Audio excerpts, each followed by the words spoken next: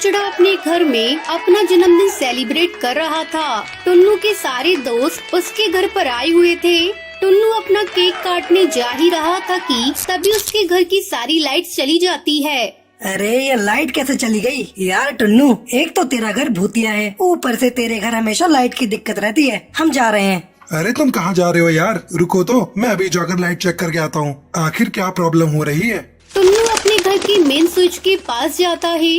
जैसे ही वो स्विच को हाथ लगाता है कि तभी उसके सामने एक भूतिया चिड़िया की आत्मा आ जाती है। उसको देखकर टुन्नू बहुत डर जाता है। टुन्नू वहाँ से भागने की कोशिश करता है, लेकिन भूतिया टूनी चिड़िया की आत्मा उसको हवा में उड़ा देती है और एक झटके से मेन स्विच पर फेंक देती है। टुन्नू को करंट लग जाता है, जिस वजह से टुन्नू की मौत हो जाती है। फिर भूतिया टूनी चिड़िया की आत्मा टुन्नू का रूप लेकर उसके दोस्तों के पास जाती है और धीरे धीरे करके उसके सभी दोस्तों को मार देती है। उनके कटे हुए सिर की माला बनाकर वो अपने गले में पहन लेती है।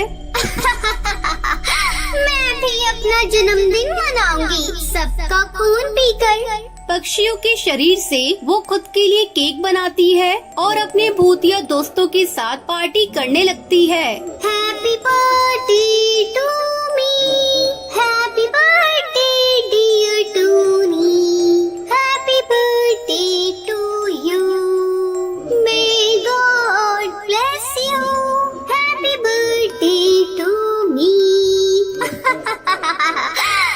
कुछ दिन ऐसे ही बीत जाते हैं। उस घर में जो कोई भी रहने आता उसको इसी तरह वो भूतिया टूनी चिड़िया की आत्मा मारकर उसकी गर्दन अपने गले में टांग लेती। भूतिया चिड़िया की आत्मा का कहर बढ़ता ही जा रहा था। अब जंगल के पक्षियों ने अपना जन्मदिन मनाना बंद कर दिया। कुछ समय बाद उस भूतिया घर में छोटा सा परिवार रहने के लिए आता है। भूरी अपनी माँ टुनटुनी से बोलती है, माँ, कुछ दिनों बाद मेरा जन्मदिन आ रहा है। मेरा तो यहाँ पर कोई भी दोस्त नहीं है, तो क्या मेरा बर्थडे सेलिब्रेट नहीं होगा?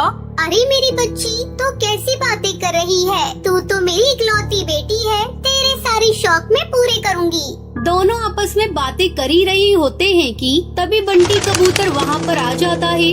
मेरी बेटी ने पहली बार बर्थडे सेलिब्रेशन के लिए बोला है और मैं अपनी बेटी का बर्थडे सेलिब्रेट न करूं? ऐसा हो सकता है भला? तुम देखना, सबसे बेस्ट ऑफ द बेस्ट तुम्हारा बर्थडे होगा। अगले 2 दिन बाद भूरी का जन्मदिन आता है और सब उसके बर्थडे की तैयारी करने लगते हैं। थोड़ी देर बाद शाम हो जाती है। फिर बंटी अपने जंगल के कुछ पक्षियों के पास जाता है। कड़कनाथ भैया, मेरी बेटी का जन्मदिन है आज शाम को, आप सबकी दावत है मेरे घर पर। अरे नहीं नहीं, हम नहीं आएंगे, हम अपने घर में ही अच्छे हैं। और मेरी मानो तो तुम भी अपनी बेटी का जन्मदिन मत बनाओ। अरे भैया, तुम्हें पता नहीं, इस जंगल में जो भी जन्मदिन मनाता है उसको भूतिया चिड़िया की आत्मा खा जाती है। ये सुनकर बंटी गुस्से में चला जाता है और थोड़ी देर बाद अपनी बेटी भूरी का जन्मदिन मनाने लगता है कि तभी उसके घर की लाइट चली जाती है और किसी के तेज तेज हंसने की आवाज आने लगती है। नहीं छोड़ूंगी, मैं किसी को भी नहीं छोड़ूंगी। तुम पक्षियों ने मुझे इनवाइट नहीं किया ना, इसका अंजाम देखना कितना बुरा होगा। ये कहकर वो पूरी चिड़िया को अपनी शक्तियों से मार देती है। कौन है तू? हमें और इस जंगल वालों को क्यों परेशान कर रही है? नहीं बताऊंगी, तुझे जो करना है कर ले, लेकिन मैं तुझे अपना राज नहीं बताऊंगी। इतना कहकर भूतिया टूनी चिड़िया की आत्मा बंटी को हवा में उड़ा देती है और खूब तेज तेज हंसने लगती है।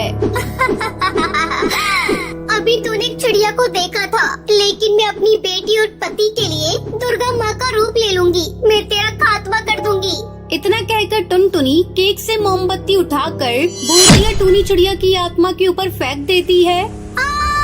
जल रहा है, रुक जा, बताती हूँ। इसी घर में मैं एक मामूली सी जिंदगी जी रही थी। मेरा जन्मदिन था, मैं भी तुम लोगों की तरह जन्मदिन मना रही थी, लेकिन इस गांव के बदमाश सुंदर कौवे ने अपना बदला लेने के लिए मेरे घर की लाइट को काट दिया और जब मैं अपने घर के मेन स्विच पर गई तो मुझे करंट लग गया, जिसकी वजह से मेरी मौत हो गई। मेरा जन्मदिन मनाने का सपना अधूरा रह गया। उस बदमाश कौवे को तो मैंने मार दिया, लेकिन मेरा सपना पूरा न हो सका, जिसकी वजह से मेरी आत्मा भटकती रही और मैंने पक्षियों को मारना शुरू कर दिया।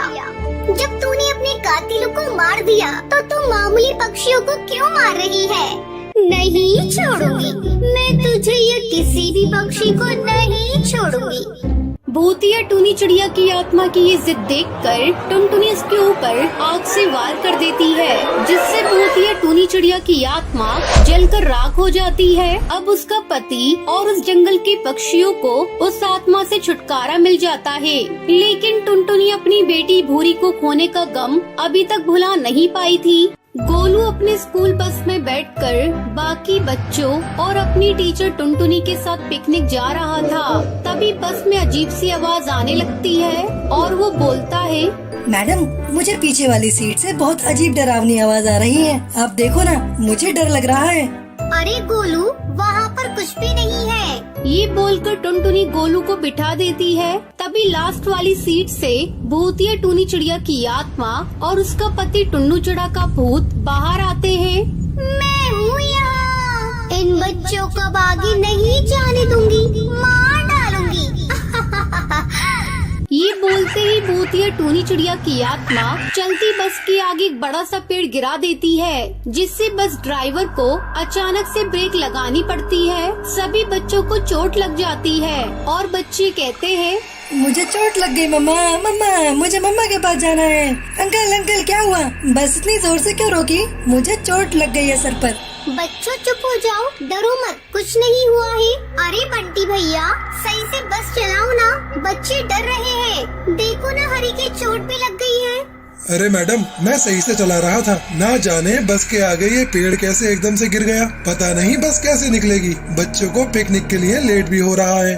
सोच क्या रहे हो भैया, जंगल की साइड वाली सुरंग से निकाल लो। ड्राइवर टुनटुनी की बात सुनकर बस वहीं से निकालता है। तभी भूतिया टूनी चिड़िया की आत्मा उनके सामने आ जाती है।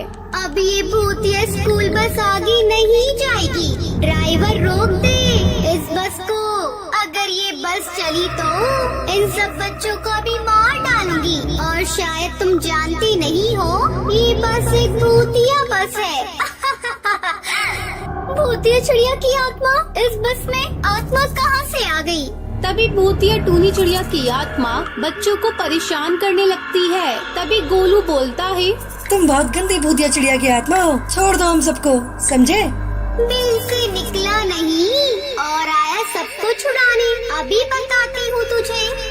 ये बोलकर वो गोलू चिड़ा को हवा में उछाल देती है। तभी गुस्से में गोलू भूतिया चिड़िया की आत्मा पर थूक फेंक देता है। ये देखकर बस के सारे बच्चे उस भूतिया टूनी चिड़िया की आत्मा पर हंसने लगते हैं। अब आया ना मजा, भूतिया चिड़िया की आत्मा हो तो क्या डराओगे? मैं नहीं डरता, मैं मम्मा का ब्रेव बॉय हूँ। तेरी इतनी हिम्मत, तूने मुझ पर थूका, तुझे इसकी सजा मिलेगी। अरे भूतिया चिड़िया की आत्मा, बच्चों को माफ कर दो, छोटा बच्चा है, उसे छोड़ दो। नहीं, इस बच्चे की वजह से सारे बच्चों ने मेरा मजाक उड़ाया है। अब ये बच्चा मरेगा। ये कहकर भूतिया टूनी चिड़िया की आत्मा गोलू को मार देती है। ये देखकर सब बच्चे बहुत डर जाते हैं। छोड़ दो, हमें माफ कर दो। देखो ये बच्चे कितने मासूम है, इन्हें बेवजह मत मारो। ये सुनकर टुन्नू चिड़ा की आत्मा टुनटुनी का गला पकड़ लेती है। बच्चे चिल्लाने लगते हैं। तभी हरी तोता से गलती से पानी की बोतल का पानी भूतिया टूनी चिड़िया की आत्मा पर गिर जाता है। वो चिल्लाने लगती है, पानी को दूर करो, मुझे दर्द हो रहा है। तभी बस के ड्राइवर बंटी कबूतर को समझ आ जाता है वो आत्मा पानी से डरती है। वो हरी तोता से पानी की बोतल लेकर बोलता है, भूतिया चिड़िया की आत्मा, चल सच बता, तू यहाँ इस बस पर कब्जा करके क्यों बैठी है? बता, नहीं तो ये पानी तेरे ऊपर डाल दूंगा। नहीं, रुक जाओ, मैं तुम्हें सच बताती हूँ। ये कुछ साल पहले की बात है। मैं इस बस के अंदर अपने पति और बेटी के साथ घर जा रही थी। तभी कुछ गुंडे इस बस में घुस गए और हम पक्षियों से चीजें छीनकर इस बस को नदी में ढकेल दिया, जिसकी वजह से हम सब पक्षी की पानी में डूबकर मौत हो गई। जब से हमारी आत्मा इस बस में भटकने लगी। ये सुनकर बंटी टुनटुनी और सब बच्चे बहुत उदास हो जाते हैं। टूनी, तुम्हारे परिवार के साथ गलत हुआ, लेकिन तुम इन मासूम बच्चों को मारकर अपना बदला लेना ये सही नहीं। मैं तुमसे वादा करता हूँ तुम्हारे